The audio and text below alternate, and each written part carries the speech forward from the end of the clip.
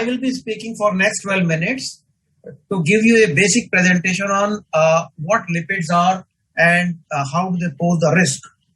So what are lipids? Lipids are basically a broad group of naturally occurring molecules that include fatty acid, waxes, eicosanoids, monoglyceride, triglycerides, diglycerides, phospholipids, sterols.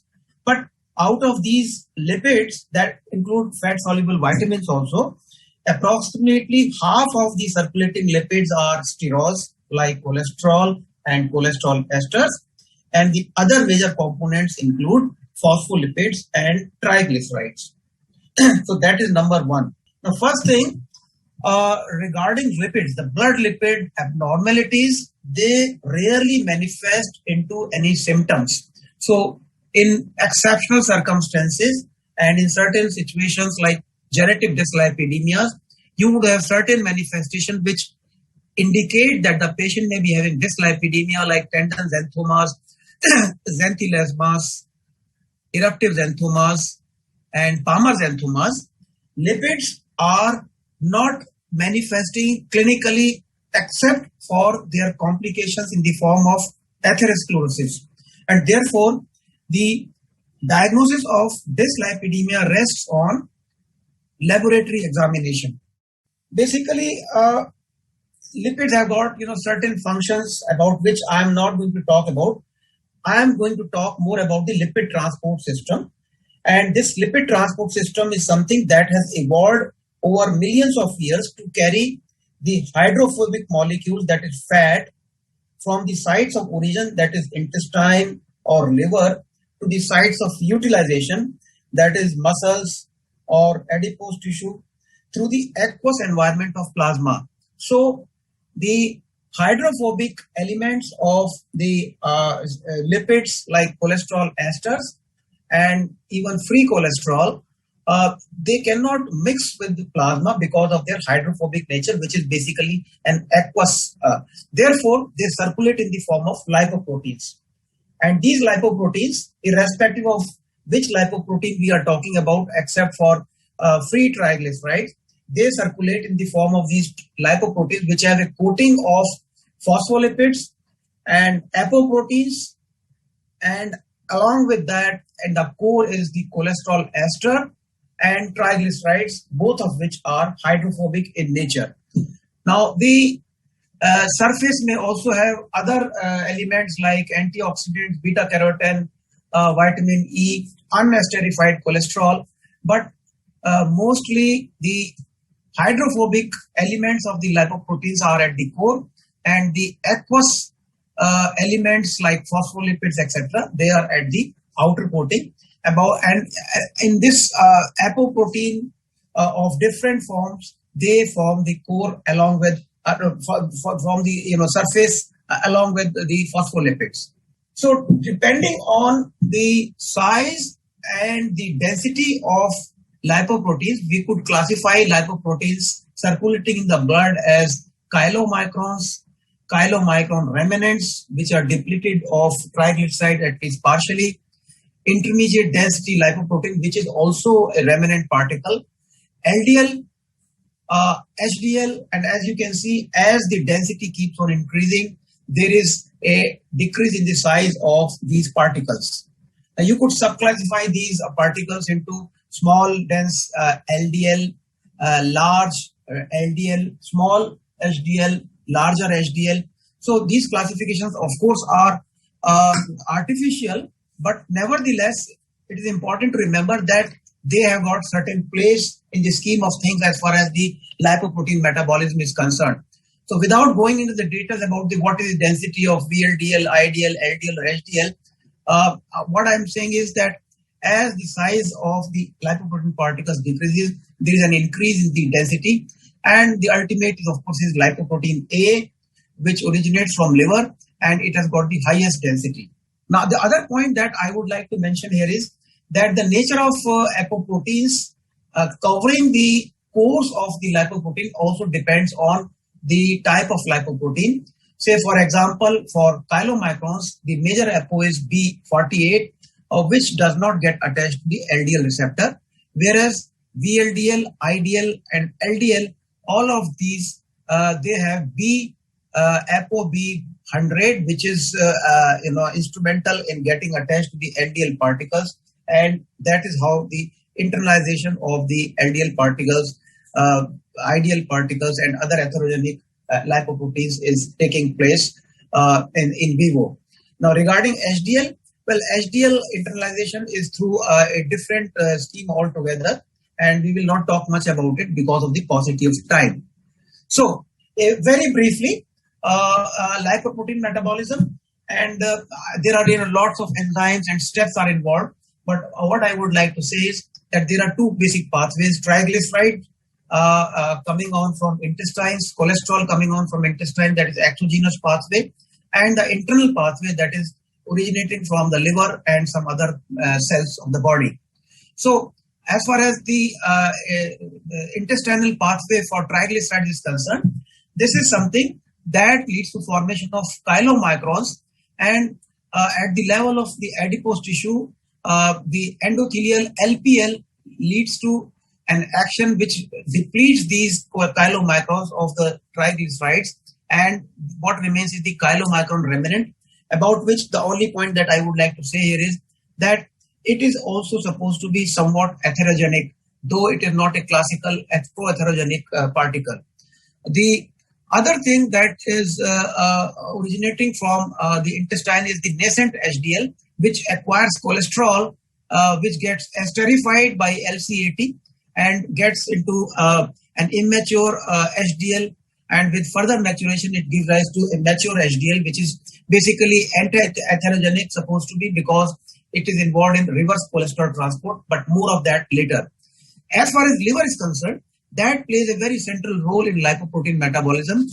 Liver leads to endogenous synthesis of the cholesterol as well as triglyceride from the free fatty acids, which come and enter the liver cells from the muscles and adipose tissues. And this leads to formation of VLDL, which gets converted into IDL with a removal of the free fatty acids. And with further transformation, it gets into the formation of low density lipoprotein cholesterol. And there is a continuous way of circulation and recirculation where the LDL ultimately is taken up by the liver again.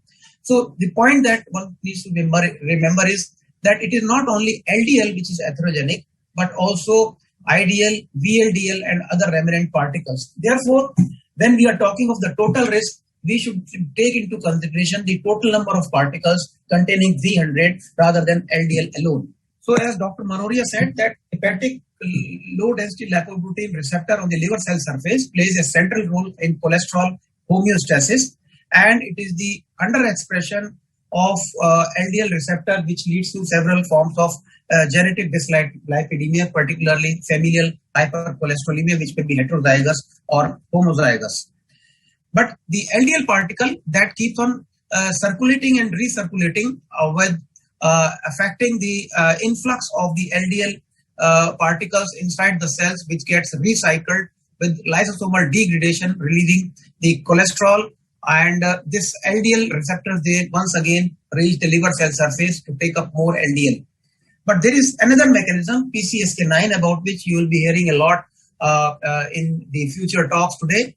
But this is a counter-regulatory mechanism where it is a protein which is secreted by the liver into the plasma, and it binds LDL receptor on the surface of the hepatocyte and targets LDL receptor for degradation. So depending on the gain of mutation or loss of mutation or manipulation by pharmacological methods, PCSK9 inhibition can give rise to a decrease in the LDL cholesterol levels circulating in the blood. Now, as I said, the remnant particles, they are also important. One should not forget their importance. Now, coming on to, and I will not be talking much about LDL because in the next few hours, we will be talking more and more about LDL reduction. But let me say a few words regarding the hypertriglyceridemia. Now, what about triglycerides? Now, triglycerides theoretically have got a lot of effects which may increase the risk for atherosclerosis, like hypertriglyceridemia is associated with metabolic consequences like increase in chylomicron remnants, as I told you, increase in the VLDL remnants, the endogenous pathway, increase in intermediate density lipoprotein, and also there is a reciprocal relationship between triglycerides and HDL, which means patients with high triglyceride levels, they tend to have low HDL because of the action of an enzyme called CETP, more of later. But also, in addition to that, hypertriglyceridemia is associated not only with decreased HDL, but also preponderance of small LDL, giving rise to what is known as the LDL pattern B. The hypertriglyceridemia also leads to an increase in the risk for blood coagulation and decreased tendency for febrile vessels. Yeah. So as I said, the CETP mediated transfer of cholesterol, ester, and triglyceride mutually between high triglyceride levels circulating in the blood and the HDL leads to formation of two things, basically small dense LDL and small dense HDL. And small dense HDL gets rapidly excreted from the kidneys, leading to a decrease in the HDL levels circulating in the blood and preponderance of small dense LDL, giving rise to high triglyceride, small LDL, and low HDL cholesterol levels. And this is what is known as classical LDL pattern B, which seems to be more atherogenic as compared to the classical pattern A. Now, this pattern of small dense LDL with low HDL and high triglyceride, that does not start appearing beyond the classical recommendation that the triglyceride should be more than 150. It actually starts appearing as a triglyceride level as low as 95 milligram or 100 milligram per deciliter. Now, despite the fact that we have observational studies, meta-analysis of population-based studies, whether hypertriglyceridemia per se is an atherogenic factor or not independently is really not known. And it is quite possible that high triglyceride risk, as far as atherosclerosis is concerned, could be because of not triglyceride, but because of the other markers which have an independent effect like small dense LDL and low HDL cholesterol. So these are all observational studies, and the cause and effect really are not known. So the major therapeutic target for triglyceride reduction is reduction in the risk for pancreatitis, and anything that is achieved by way of decrease in the risk for atherosclerotic events is probably incidental. We really don't know at this moment. Now, regarding HDL, once again, the independent effect of HDL, we have, Framingham study and, so many other epidemiological studies, but we really don't know whether HDL really is an independent risk factor for occurrence of atherosclerosis or decrease in the risk for atherosclerosis. And it's a very complex thing, Theoretically speaking, HDL has got many beneficial effects like inhibiting the expression of endothelial cell adhesion molecules, which is an initiating step in the occurrence of atherosclerosis, decrease in the oxidation of LDL, and promoting the efflux of cholesterol from foam cell, what is known as the reverse cholesterol transport. But also there are many other benefits of HDL which could be contributing if it is really an independent factor, like promoting the nitrous oxide production by the eNOS by a variety of other mechanisms. Then, of course, it also promotes endothelial monolayer integrity. Antithrombotic actions of HDL are also known. HDL is supposed to be an anti-inflammatory agent, but the word of caution here that HDL levels may not be that important as their functionality. Can just give me a second? There is something. Yeah. So there is some evidence that patients who develop atherosclerosis despite high LDL or optimal HDL could be having dysfunctional HDL. And this occurrence of dysfunctional HDL in atherosclerosis is also supported by the observation that certain inflammatory conditions like acute infections, particularly viral infection like influenza, may lead to dysfunctionality Dr. of Jain? HDL. Yes, please. Sorry for interruption. Can you kindly conclude your session because we are already Yeah, late? it's about to be over. There is some problem with the connectivity. That's why I'm taking, a lot of time. So we really don't know, and HDL is not basically a target for treatment at the moment. We really don't have anything worthwhile to say that this is going to increase HDL, leading to a decrease in the occurrence of atherosclerosis. Now, non-HDL, that is the last part of it. This is something, total cholesterol minus HDL, and this probably is one of the strongest, and most predictive of the future risk of the atherosclerotic events and the occurrence of atherosclerosis, because it is something that reflects the total atherogenic cholesterol circulating in the blood.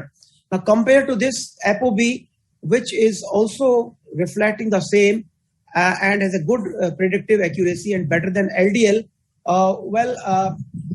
the predictive accuracy of non-HDL is almost as good as the non-HDL, and therefore in clinical practice nowadays it is promoted that if you measure non-HDL cholesterol, it will be as good as estimating the ApoB. Thank you very much.